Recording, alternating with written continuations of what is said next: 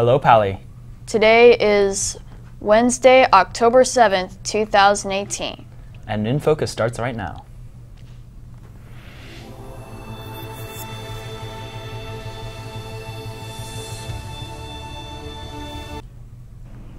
The quad will soon be filled with information on how Palo Alto students can be of service to their community. We'll tell you the details. And midterm elections have ended, and women have claimed an unprecedented amount of seats in Congress. Plus sports and weather coming up on today's show. Welcome INFocus. I'm Leon Friedrichowitz. And I'm Jason Goldie. There's a lot going on around campus. Here's some important announcements from today's campus bulletin. KPLY will be playing music from undiscovered artists on the quad at this week's live show. Join them on the quad tomorrow at lunch to listen for some underappreciated artists and for a chance to win some sweet KPLY socks. Dr. Eugene Cordero, a former Google Science Communication Fellow and current member of the Department of Meteorology and Climate Science at San Jose State University, will deliver a lecture about solving a climate crisis through youth education. Introductory remarks will be given by Ann Lee, student founder of the group Schools Under 2C. The event takes place at the Foster 940 Commercial Street, Palo Alto on November 14th, 2018 at 6:30 p.m. with a reception and self-guided gallery tour. The lecture begins at 7:30 p.m. For more info, visit www.acterra.org/lectures. The event is free to students. Pali Environmental Clubs would like to congratulate the 7th winner of the No Straw November raffle, Maggie Chen. Details regarding delivering prizes will be emailed to each winner. Service Fair is a time where Pali students are exposed to the various ways they can engage with their communities and volunteer with local organizations. The event happens Thursday, November 15th during the quad. Moving on from what's happening on around campus to what's happening locally today. Let's take a look at what's topping today's headlines in today's News Minute. Tuesday brought celebrations across the U.S. for a record-breaking number of women who made history with their victories.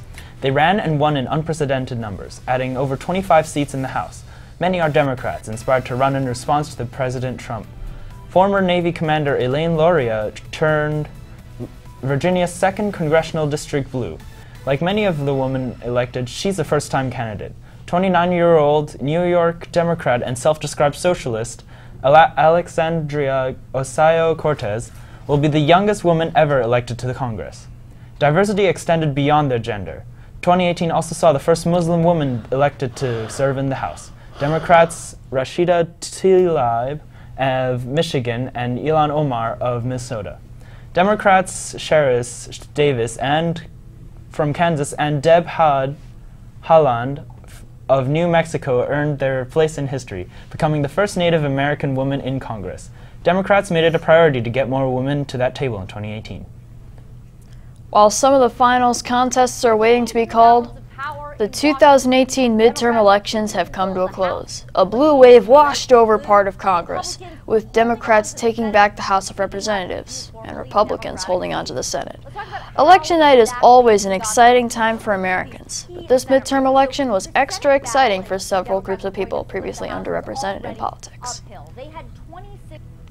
Well, we all know that yesterday was Election Day, but on this day in 1916, Congress was making history. And Kyle Sweezy has been learning more. What do you have for us today, Kyle? Well, Leon, on this day in 1916, Jeannette Rankin was elected to the U.S. House of Representatives, becoming the first woman to hold a seat in Congress. During the late 19th and early 20th century, the women's suffrage movement was gaining popularity, and in 1914, women in Montana gained the vote.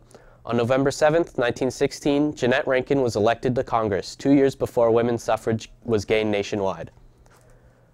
Rankin is best remembered for her commitment to pacifism and non-interventionism. She was the only congressperson to vote against a declaration of war on Japan in 1941. Back to you, Jason and Leon. Thanks for that, Kyle. Well, Leon, we are a little short-staffed today, so Kyle's a busy guy, isn't he? Sure is. And that's why we are going to send it back to Kyle, who has taken off his history hat and put on his sports hat. What's happening in the world of sports, Kyle? It was a quiet day in sports yesterday, but there are a few games on today's schedule. Girls varsity volleyball will play at Buchanan at 6 p.m. and boys varsity water polo will play at Pali against Los Gatos at 5:30 p.m. Back to you. Jason, it's been pretty warm for November. I know, Leon. Let's see if it's going cool now. Kyle, our hardest working man at INFocus, is in the studio now with today's weather report.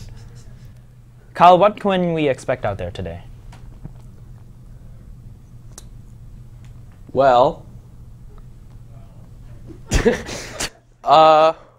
it appears it's 75 degrees right now in Palo Alto. As you can see, the humidity was 36% right now, and obviously there's zero precipitation. So if we take it to the 5cast, we could see that it's going to be sunny through the weekend, and on Monday it's going to be partly cloudy. And if we look at the Bay Area weather today, you can see that it was a little bit cooler up in the north, 67 high in San Francisco, and down in San Jose, a 74 high and a 48 low. Well, that's all from weather. Back to you guys. Well, that does it for today's episode. Be sure to visit our website to check out old episodes, check the bulletin, or to send us an email. Until next time, have a great day, Pally.